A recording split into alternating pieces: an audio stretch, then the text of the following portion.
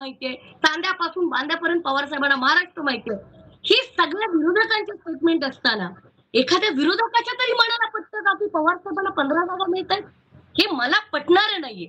सत्तेत नाही आलं त्याबद्दल काय वाईट वाटण्याचं कारण आहे, हार-जीत होत असते. लोकसभेला आम्हाला 31 जागा दिल्या महाराष्ट्राच्या 6 कोटी जनतेने. आता ह्यांना देत असतील, पण ही एवढी मोठी तफावत, हे कुणालाच मान्य होणार नाही. याबद्दल मी स्वतः असं म्हणते, की हा बिग स्कॅम आहे.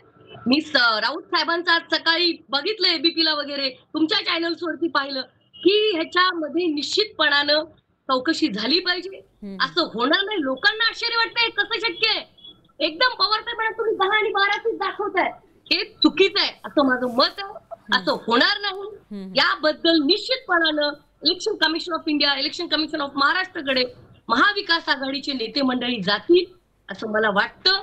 आणि माहितीचं मी ठीक आहे, ते सत्तेत येतात अभिनंदन. पण हे शॉकिंग आहे. याच्यावर विचार व्हायला पाहिजे.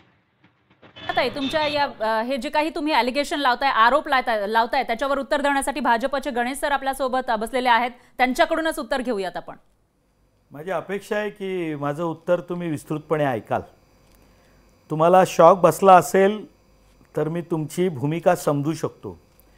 पण या भारतामध्ये आणि गेल्या 10 वर्षाचे काही परिणाम